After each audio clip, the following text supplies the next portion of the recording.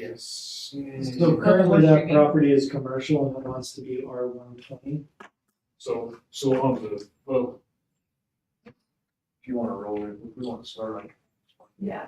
Yeah, we'll just do it when we get to it. You're in I'm trying to remember on the history on that. Yes, I am. It's been when New Lake rezoned, they changed all that. commercial. I'd like to call the meeting to order. Let's do a roll call. Dale Tribe. And Bagley. Tommy Hillshire. Keith Goodspeed. Then so. And if we go over the minutes for November 1st, December 6th. or December 6th. You're promoted. I'm showing Yes. November 1st. Come in and have a seat. First one, first, last one. So December 19th. Is there a chair Yeah. now?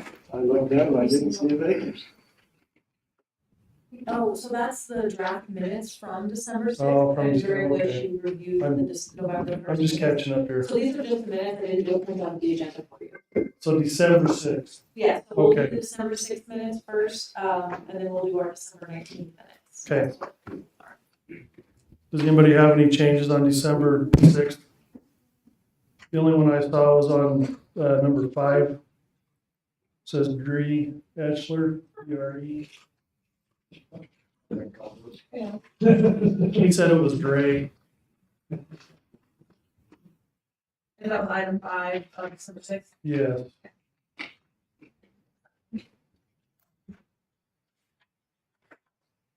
I didn't see anything else. Did anybody see anything on that? I'm not the guy for that.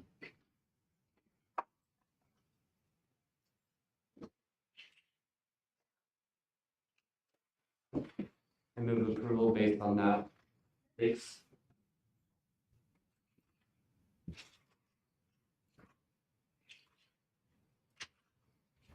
Do you have a second?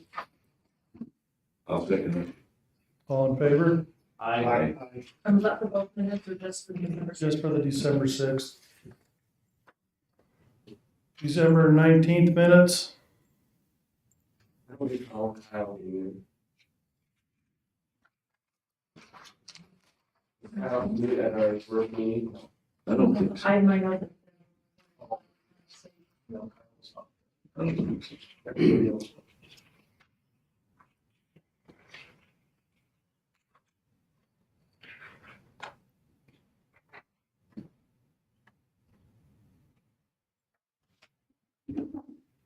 Anybody see any other changes on that? No, that was a pretty fast. Yeah. Call. It's straightforward. I'll move. All in favor? I. Okay. Yep, today's.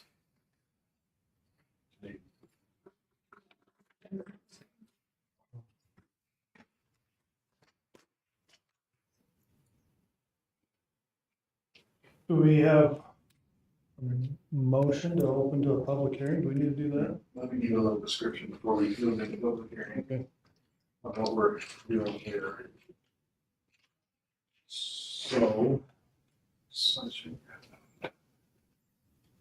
Okay, so this would be Summerall Lane, Lane Winterson's property. Years ago, when New Lake came and constructed this building, they changed all this area to commercial, including the residential strip on the west side of Summerall Lane. Easy enough. So basically that whole section, that whole corner there in that complex and residential up to the IFA corner. So that's all commercial. It was zoned commercial minus one parcel that was, I believe this one right here changed to an R120, It did? I believe so. No, my recollection is that one came and they requested it and we said, you know, you want to change the whole thing? I mean, you got houses, you want to change it all to residential? And they said no. And so it was declined. So That's my recollection. Can we verify that? at some point they did, must be before my time, obviously, I wasn't involved, but Let's see. I remember it. this one right here, R110 over here. That's the one I was thinking of. It's next to that log house. This one right here, which would have been Keith Winterton's lot. It's next to the log house. Yeah. No, that was declined. The map shows it's. Yeah, so it was approved. It ran through city council. Maybe the city council did it, but that wasn't what we did in planning and zoning. The map is official. Yeah. So, like I said, I don't know how many years ago that was, Lane. I'll have to get some date on that. I can get some information for the next meeting on that. Well, maybe 3 or 4. Years ago, is all. Yeah. Okay, so, Yeah, I briefly remember Ron coming in with a lot line adjustment. yeah, I remember that, so I was involved with that. That is separate from this one. So the rezone would have took place prior to that. At any rate, I'll do a little investigating on that and get some information for you. So the parcel that we're talking on the northwest corner would be Blaine Winterton's. It is adjacent to the R120 with Murphy's. But Across the street. across the street to the north. R120 is like the special zoning district though, right? Where No, you get more animals and things like that. no, that would be the RR. R, So R120 would represent 20,000 square feet minimum per acre. okay. Per lot. Sorry. Per lot. Almost a half acre. Yes, almost a half. Yeah. So as far as creating islands or anything of that nature, this would not be doing that. It would be in conjunction with the R120 zone across the street. Why was the other lot R110? It's just the land use that they had seen at that time, and I can't remember how many years ago, probably 15 years ago, when they annexed all that area. And that was the land use they chose suitable for that area. R11 might have been a suitable fit for some of that area, but they did do the R110. What's the, across the street on the other side of Summerall, is that county? Okay. And that is. Yeah, so across the street would be county. I'm not so sure. Okay, the motel is annexed in, but the Gray Center is not. I believe that's. Yeah. Okay. So, yeah, that would be the county line. The recommendation would be to approve. Now, there is some, some inquiries to annex the rest of that area in going south where the residential is. Some of the neighbors would like to do this as well. If we're gonna do this, I don't know why we wouldn't do that. If Right. I wanna do it. That goes in. So it was, Blaine was going to get with the neighbors and get the petition signed for the whole area. I haven't heard from him. We haven't got everybody on board yet, but the anticipation would be to do as many that want to down that. But not polka dotted. Without jumping. And that was one criteria I told Blaine, we would have to do a continuous line and not leapfrog. So, Because ideally it would be a commercial property and you could run a business out of it next to residential. well, the idea, these individuals don't want their property to be zoned commercial. These would all be the R120. Right, but if you didn't convert them all to R120, you could have one of those properties Sure. remain commercial, Yeah. your business next to Correct. residential. The main reason they don't want it to be, there's several, Their taxes, the taxes, it's not necessarily the taxes, there's a couple, well, one in particular that is trying to refinance the home to do a remodel. And to get comparables, as you know, Lynn, it's hard to get comparables on a commercial residential property yeah. for loaning institutions, so it makes sense to just get this back to where it needs to be as far as a residential area. Well, I think if that one on the corner wants to go, and some of those houses wanna go, we ought to see if we could take them all. Sure. So what I would propose we do tonight, where we've got the public hearing that you'll open here in a moment. And I explained this to Blaine, let's get Blaine's done where we've got it already on the agenda and the public hearing's already established. Before the next city council, this is one thing I need to talk to you a little later. We are proposing a meeting on the 23rd, a special meeting for the planning and zoning. For the city council, you mean? No. Oh, for the city planning and zoning? So city council meets the 23rd as well, at 5:30, but I would like to have our special meeting at 5 o'clock, the 23rd, to approve, we need to approve Title 16 with the subdivision amendments that is mandated by the state. We have to have that one adopted by February The 16th is when the final, this January. 23rd. Right? No. The 16th. Oh, it's not the 23rd. Yeah, I earmarked the 16th for when we were request having that emergency meeting. Could we just combine it in this meeting and approve it today? Yeah. We have to send out. It has to be a on public the agenda. It has to be here. So, all right, it would be the 16th. We're here, right? Okay, so we'll need to do our special meeting on the 16th for the subdivision review, which will get sent out, Title 16. And basically, this is mandated by the state. There's not a lot of say to 16. The changes are being directed and dictated, I would say. So we'll send that out to you for review before the 16th, but if we,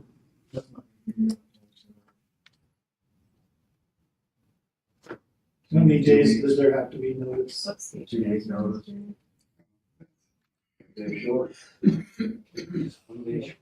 So we may have to bump that, and that's fine. We can bump this. We can bump the city council approval for the rest of them till February meeting.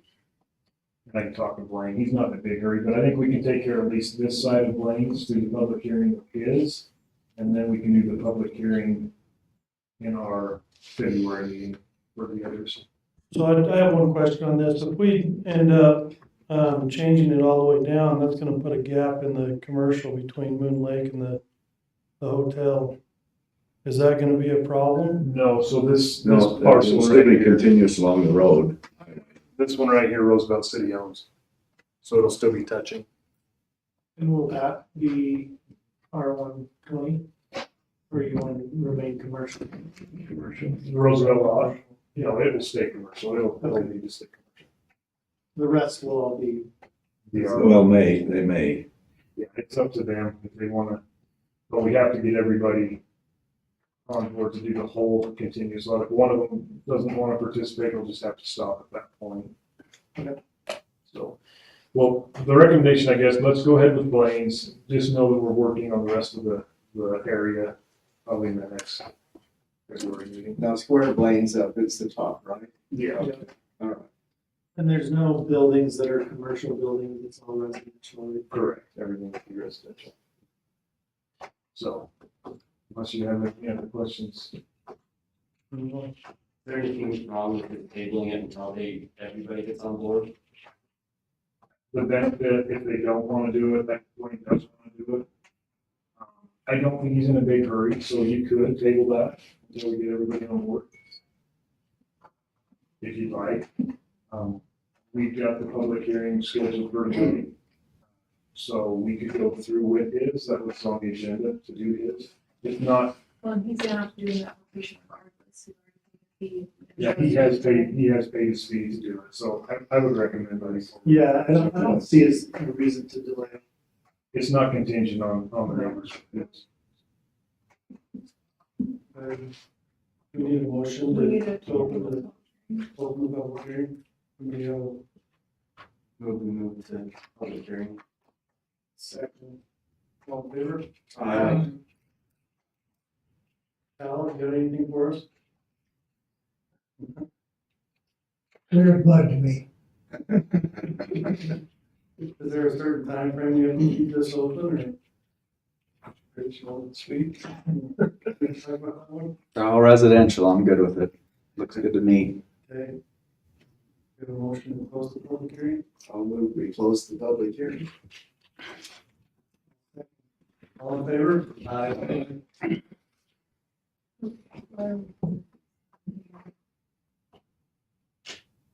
So this is, Now we can go to action. so we would be looking for a motion to accept the zone request from commercial to an R1. Anybody want to motion that? Anybody have any other concerns with it? If we rezone it to R 120 as present. Have a second? Second. All in favor? Aye. I'm sorry, I missed that second.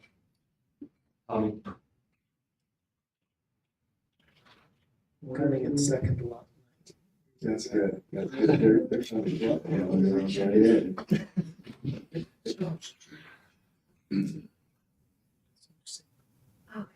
This one? Okay. Is that this one? Okay, which one do we have first, the subdivision, And Wilson. Okay. minor subdivision first? Yes. Okay, so with this one, this will be on Great Hawk Loop. Can you zoom in? I'm just gonna come up here and speak if that's okay. Might be where they hit right off. It's 17B. How do you not know? It's- So this would be 200 north, coming up the golf course. Oh, I'm sorry. Okay, so here's, Oh, I know where River Road is, sure. so Chris Anderton currently owns this house here, or this house and property here, this lot. Dean Wilson and Nicole Wilson own this one here. They are, the original subdivision plat had these as two separate parcels. This one had 4 separate parcels. So the proposal is to go back to the original But plat. that was amended to make it one lot. Mhm, right, oh, yep, so it was amended to make it one lot. See, can you go back to that other screen? So the proposal now is to take this lot off of the house lot and as one item. And then we will, in an additional item, do a lot line adjustment with Chris Anderton's property and make that one continuous parcel of property. The square footage is adequate for the existing house and lot with Nicole Wilson's lot. Chris Anderton's would be in compliance with the no more than 30% coverage with the outbuildings, which there will be an outbuilding here and here. Home would be here. So as far as the square footage versus the percent of coverage, it does check out as far as our ordinances go. There will be or there is? There is. What there will be when it's amended or when it's, the lot line adjustment takes place, it'll still have the 30%. So Has this been noticed in the neighborhood, as to the far neighbors? as far as a public notice, this isn't a requirement that it does need a public notice. It's a minor subdivision which we don't require a public hearing for, and the lot line adjustment we don't require a public hearing for. So, What are we doing then exactly? So we're basically splitting this lot. This is one lot, Because it's one lot now. so we're splitting this parcel off, making this a reduced acreage on the one lot. Chris will do a lot line adjustment, absorbing this one into his parcel of property. So two action items. One would be the split here, the minor subdivision split, making 2 lots out of one. And then the lot line adjustment would be a second. Worth noting, you can't do one and not the other. Because then it won't, if we do the lot line adjustment to just make it one lot, doesn't fill the requirements, correct? No, it does build a requirement. No, say that again, sorry, I didn't. So if you just split it into one lot and you don't annex it into Mr. Anderton's property. No, they can't. They can, It could sit as just a lot, Yep. but I thought it doesn't need the yeah. square footage Oh, yeah. of a single family home. These two would. Yeah, Well, no, but that lot alone, after you take it you split that lot. Yeah, this was Once you just, split yeah, that it's lot, over 10,000 it could square. sit as a single without the annexation. Yes, Now, it presently has the garage. it currently has a garage, but, so you're thinking the minimum requirement square footage is 10,000 square feet. But I thought it had to be a single family home. Oh, you're right, because of the outbuilding, yes. Correct. So it can't just have a You garage, you're can't right, I just see what do you're saying. one of Yeah. the actions. It You're has to Has to do be a lot line together. adjustment to make it a single lot, and you have to then. Correct. You Without have to do by code to the state of Utah, you have to make a small, what do we call it, subdivision change first. Minor subdivision change, which removes it back to where it was before, when it was Right. originally approved as subdivision. And then, after that step, then we do a lot line adjustment to where I could. So. Correct. So I'm just letting them know that you have to do both steps, you just can't do one. with the building on it, the way it is. Correct. If it didn't have a building, then we could do it. Correct. You're exactly right. Yep. Correct. So who owns those two up above now? So Nicole Wilson. Who? Nicole Wilson. So shouldn't she be the one getting that adjustment? She is. She is, and I'm representing her, Okay. and I have her signature on the Mylar to do that To change. do this. Why is she getting rid of that section? Well, I'll tell you, if you wanna, then, No, That's. I think it's- yeah, she just, yeah, so it helps sell the house. Is it one lot now, or is it Yes. still two So, separate lots? no, it's one lot. That's why we have to do the minor subdivision split, to split this off. Originally, it was two lots. Right. They did a lot line adjustment to make So one. that he could have. So it has one tax ID number, Yes, correct. and then those other four have one tax ID And number. Tommy hit it on the head exactly. Why they did that was so the outbuilding, they could do the outbuilding, because the way it sat with two particular or individual lots, they could not. And now with what Chris is wanting to do, it would be illegal, land use by transitioning into this existing with the dwelling. If it was just an island alone, then no, we could not do it. And just so the council knows, I will recuse myself from this vote, because Chris Anderton is my neighbor. I don't want to have anything influence the vote. Is this a question I can ask? Do those garages have plumbing in them? Oh, no, I can't. I have no idea. Oh, I don't know. Mr. Wilson's does have a bathroom. So it does have, well,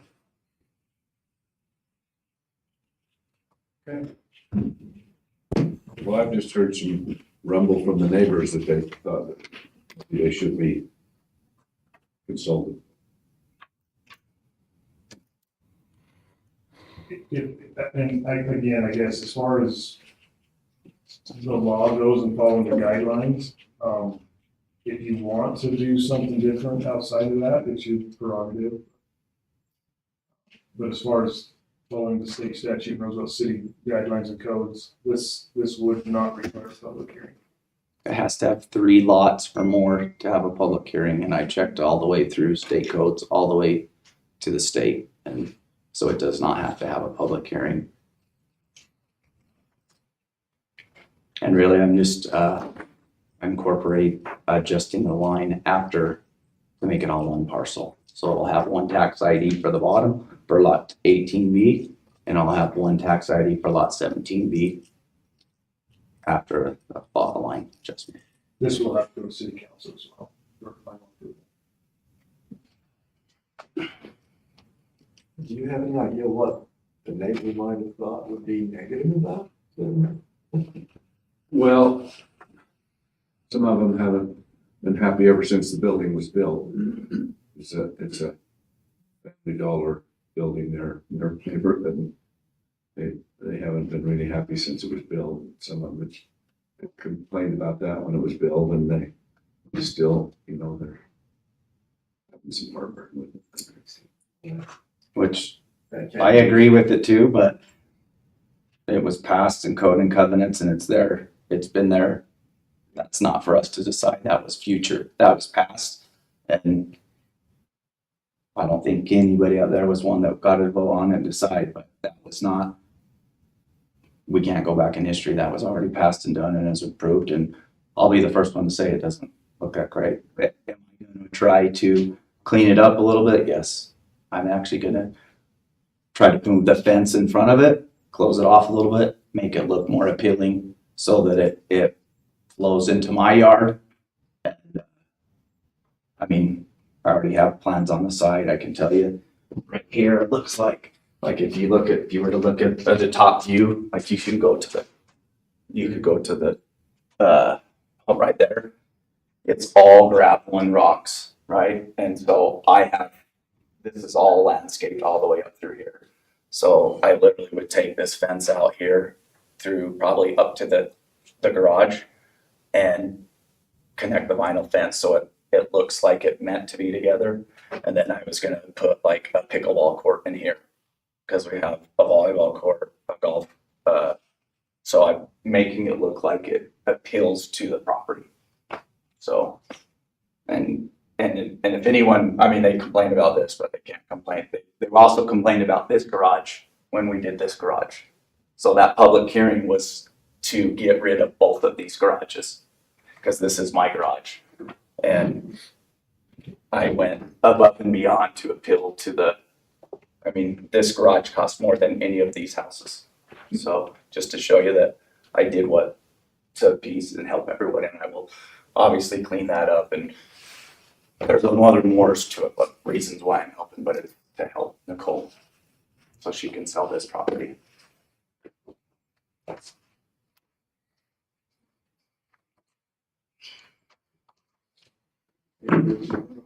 Discussion, I'll be glad to make a motion that we do the minor subdivision.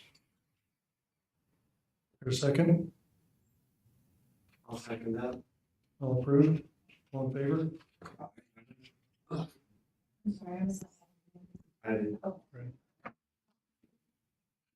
Okay, So we'll play. Just, recuse. And then we will need one for the lot line adjustment, which should combine this with Chris's existing property. okay. We have a motion to do a lot line adjustment to combine the two parcels. Make the motion. I'll second it. We kind of have to if we did the other one. All, We're gonna have to. all in favor? Aye.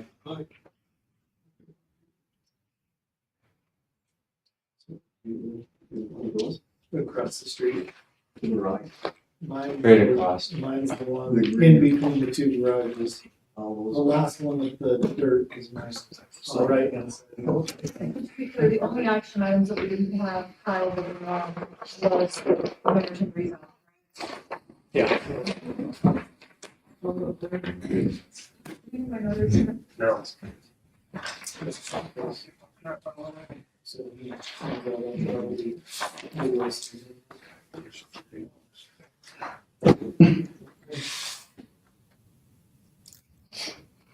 Okay, so right here is the.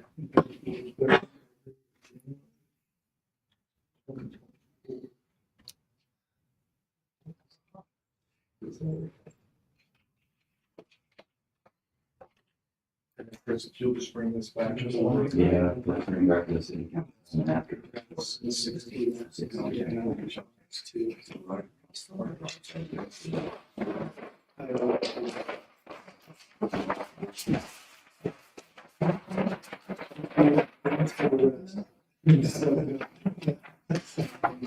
It's hard to get people to do it. This is a nice little corner. Great, great. Come on. You can say. So feel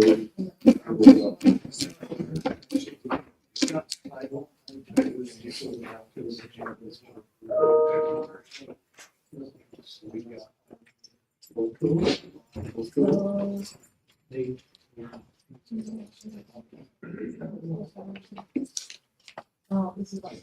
So.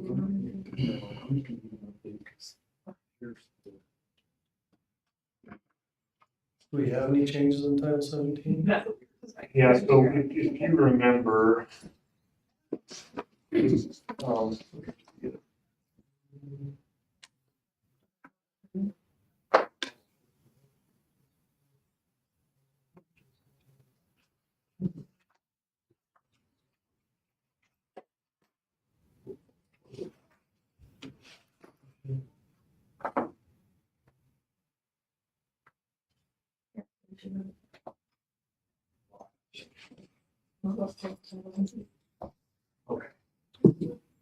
So, moving on to our Title 17 discussion, with our work session that we had, Kendall made some revisions, we believe, we're gonna try to find a red line copy of that on what we talked about. I know there's a lot of discussion on, manufactured housing within any and all zones, and I don't know if she's got back to us on that, so we may have to, this one.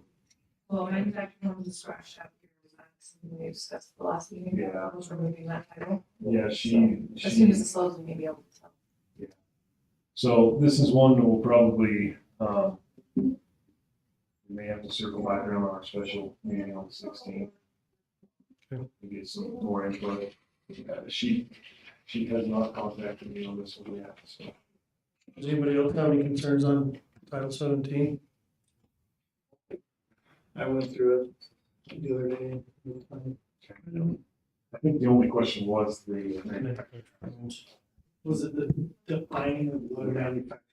well, yeah, and comparing to other cities, because you asked the question, which is a great question, how are other communities handling this or through covenants or whatnot, so she was gonna get back to us on some information with that, and I haven't got that yet, so I'll reach out to her between now and our special meeting, see if we can get something clarified. Didn't we agree that manufacturer, it still had to be on a foundation? It would have to be, or, yes, it would definitely have to be. But our concern was that it's allowed in any R zoning, which would mean that you could put one up next to you as long as it met square footage. And that came from the state's Yeah. actually dictated that, and through HUD. So we were going to get a little clarification, she was gonna do a little homework, and I'm not gonna. So I'll reach out and see if we can get some on that, so we may have to table that one. We have a motion to table Title 17 till the special meeting. Are you guys okay with the 16th then? Do one on the 16th? I thought you said that wasn't enough time. Yeah, because you weren't able to do public notice. It's not, we'll have to push it, let me pull up my calendar here. Maybe we were confused when we're thinking about February, because we were thinking we could get the public hearing done, and have the titles going before council for approval at the February 20th meeting. You need 10 days of working on. I need 10 days for land use code updates. Business day. Just 10 days. Sure.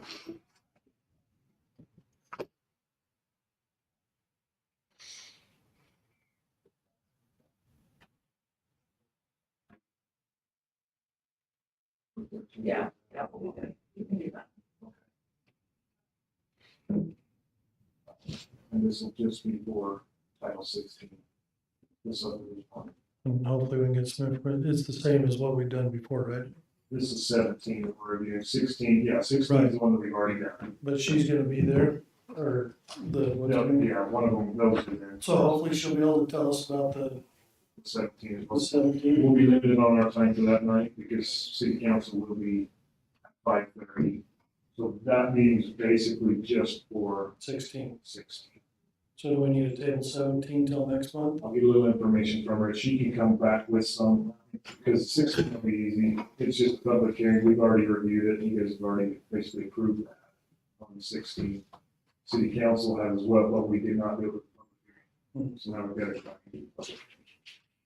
So let me get a little information. She can come back with some data on that, on the manufactured housing. And we can have that discussion as well. So, okay, we'll schedule that for the 16th, get our public hearing out for the Title 16. So 16 on the 16th. 16 on the 5 16th p.m. at 5 p.m. And you'll send out an invite. Yeah. Thank you. Can we get a motion to table 17? Motion to table 17. I'll second that. All in favor? Aye. Who's second? Keith? Keith.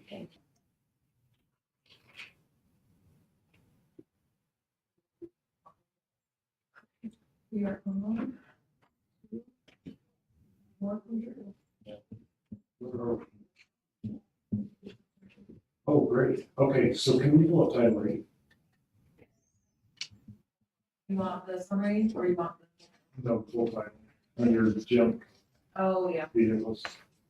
Is this for residential or is this for commercial? I think it's like, No, residential. okay, remember what subtitle it was? Yeah, it'll be under junk vehicles.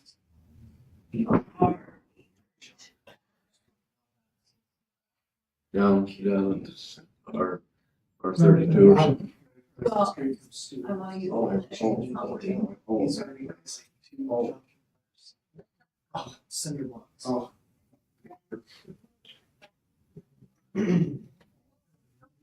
Oh,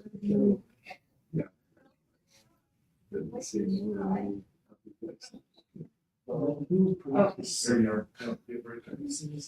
So let's do the definitions first.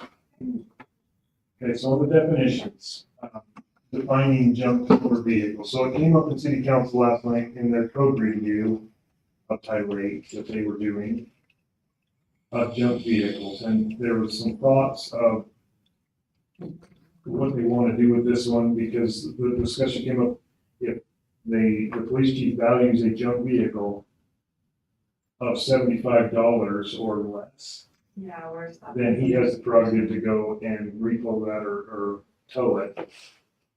Get $75 and call it a day. They were wanting to raise that to 500 to 1,000 is what other entities are doing. Now, these are junk vehicles on the side of the road, in front of lots, nuisance junk vehicles. We haven't, probably in the history of Roosevelt, ever relied on that, but nonetheless, it's there because at some point they must. So they weren't wanting to strike this by any means. They just, the recommendation was, let's ask the planning and zoning what their thoughts are on the junk vehicle portion of Title 8. So in the definitions, we can start there on. So they already, council already met on this and decided to bring it to planning and zoning. So last night, they were approving their titles that was sent to them. 8 was part of that. And the junk vehicle section of Title 8 came up on, well, what do we do with this one? How do we want to handle it? And it just got brought by the mayor. Let's see what city can, or what the planning and zoning body feels about the junk vehicle section of this. It did seem like our attorney and Chief Watkins were not necessarily in favor of being able to remove a vehicle like that. They don't, but they want to be able to regulate it in every other way. They really want to be able to take it and sell it. They want to be able to do, like towing it away, impounded. But I don't think that the chief was really hot on being able to continue to sell them. I think it was more the manager that had a little bit of heartburn of opening a can of worms because somebody's great grandpa's vehicle that made it And who's restored. gonna do the evaluation of the vehicle? The police chief, it was left up to the police chief. Since So it- the reason to bring to this body would be, well, what's your thoughts? You drive around town, you drive around the county, and you see a lot more of this where it becomes a junkyard. The definitions, if you go to the definitions, if you're there, it describes junk motor vehicles, means of motor vehicle, the conditions which wrecked, dismantled, partially dismantled, I can't read that. word. Inoperative, rusted, junk, abandoned, or discarded, or any parts thereof. And then it goes on to talk about licensed motor vehicles parked on the curb, 72 hours, and that's a good one. We like that one. That way we have some leverage if we need to move a trailer or something on the road. I think it's a problem if they're unlicensed, Yes. just basically out on the road. So I think the more the discussion was inside their yard. Now, it does state that it needs to have a site obscuring fence. They used a different word. The site obscuring. So you're saying that there is a regulation that requires it to be behind a fence? Yeah, right now. And we're saying, even if it's behind a fence, No. So we're saying if it becomes a nuisance where there is no fence, do we want to change what we have now? If there's multiple junk vehicles that become an eyesore that's not inside obscuring fence. My question is, are we enforcing what we have now? Right. Yes. And the question is, are we? The answer, the short answer would be, I think that's the problem. We need to, no need to make the rule if we're not gonna enforce it. You would want him to, because she's saying the lawyers don't agree with it. He would be judge and jury. He would value the vehicle. How is he qualified to value the vehicle and then represent the vehicle? so can of worms, yes. So What's the regulation if they're not licensed?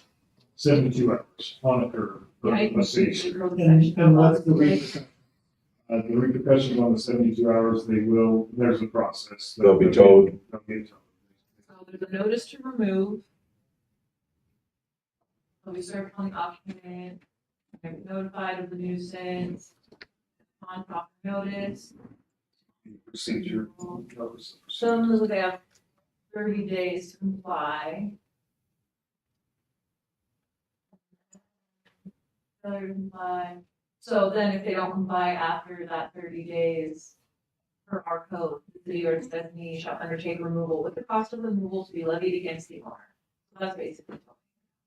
And down further below, it does state up to $1,000 fine in 6 months. I would prefer to have that statute applied to. Yeah, there's the, there it is. This is the one that was in question. The rest of the description, Sections. the section wasn't too out of whack, they felt, but this section right here on 9 was what came into question. I would go for that. And what's in question? So the upon removing, can you read that sometime? Yeah, I'll just read the whole thing. Upon removing a vehicle, the city shall after 10 days cause it to be appraised. If the vehicle is appraised at $75 or less, the chief of police shall execute an affidavit so attesting and describing the vehicle, including license plate, if any, and stating the location and appraised value of the vehicle. The chief of police, after complying with the proceeding, may summarily dispose of the vehicle to any wrecking yard or make any other disposition and execute a certificate of sale. If the vehicle is appraised at over $75, the chief of police shall give notice of public sale not less than 30 days before the date of the proposed sale. Yeah. So that's the one that they're kind of questioning. Which would also take out 10. So thoughts on that portion of this section? So what was their thought of changing it to? They were wanting to change the fee originally to $500 to $1,000. The value, Yeah, the value of the vehicle. the value. But that was recommendation from RCC, right? Right. Not necessarily the recommendation or thoughts of council. Well, that's the council, they were kicking back the idea of the fee. That's the main focal point was the fee, and then the conversation came out about vehicles in general. So are we saying the fee or the value of the vehicle? The value.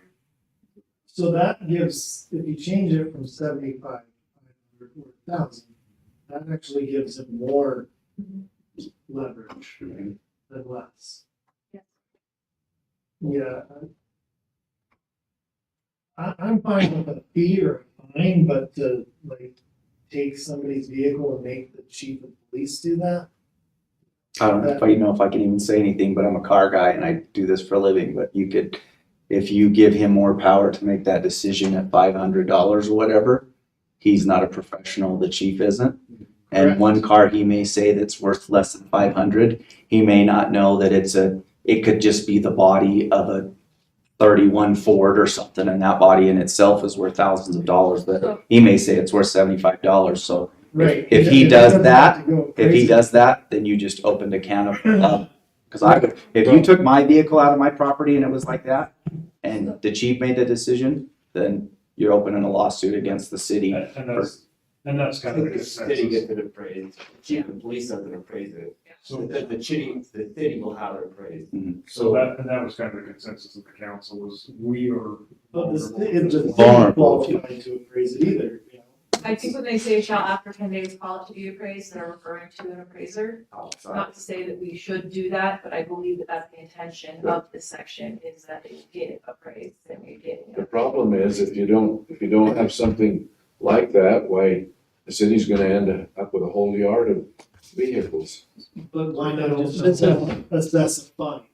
This is all after the due process though, right? Like, so they have that 30-day process of like This is the last ditch. notice and everything, and if the homeowner doesn't remove it and it's on the street or something, then they would proceed to this, right? Well, and like I was saying, basically it's the whole, we would take that, and if we only value it at $700, we sell it for $700 or scrap it or whatever, that would give that prerogative to do that. One thing that might be worth noting is that this section still allows for impoundment. So there is still, if you don't have the disposition option, there is still the impoundment option, which makes it impound lots problem, makes it so they have to get it out. I prefer that. I'd rather see it in inbound. Which at that point, the impound yard is responsible, and then they have their due process. It's already all. And Let's try to get the. once they hit that due diligence period, it goes.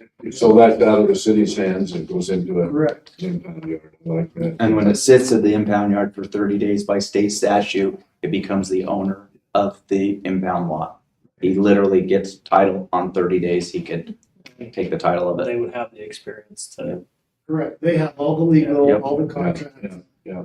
And when the city So we're not doesn't. voting on anything, we're just telling us. We want some feedback, the council wanted feedback, how you guys felt on that one. So if the direction would be to go more with the impound, and give that. That would be my suggestion. Inbound versus repossession. Okay, that gives us some direction. They want your input on it. Yeah. I'd like to hear. But I think it's time to start to look at some of these that are sitting on the streets. I mean, in the past, they're sitting on the streets and you have to snow plow around them and it's just a nightmare and a mess. And some of them are, there's some yards, I could show you one or two that, you've never been able to see their curb on there in 5 or 6 years. They're just old vehicles sitting there. We had an in-depth conversation about that city council last night, that very, very topic. So that comes down to enforcement, and that is enforced by the police department as far as the motor vehicle licensed or unlicensed.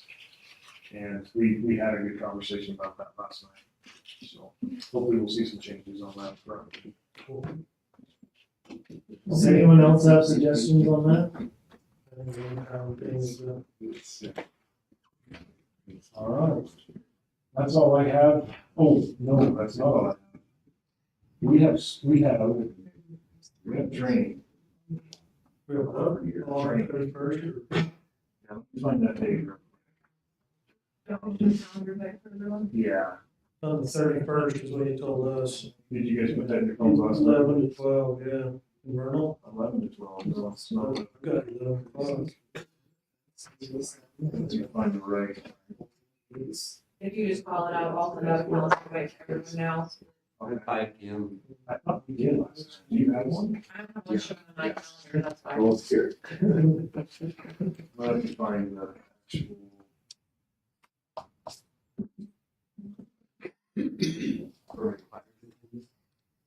It's hiding here, just training for you guys on how to properly administer land use. There are required, I don't remember what the state requirement is, but there are required training hours on land use code that planning and commissions are expected to complete in addition to OPMA training. So it would count towards those hours. So it'd be January 31st, Noted. and we don't have time, so I didn't give you one. January 31st, they're wanting to do it probably in the evening, for a couple hours, 5 o'clock to 7, I'm betting. But Also 5 to 7. yeah, we'll get a little more details. And that will be in Vernal? Yeah, that will be at the Vernal City Complex. Let's see. We'll send out an additional invite with it. I'll send out the invite and then I can update the information within the invite.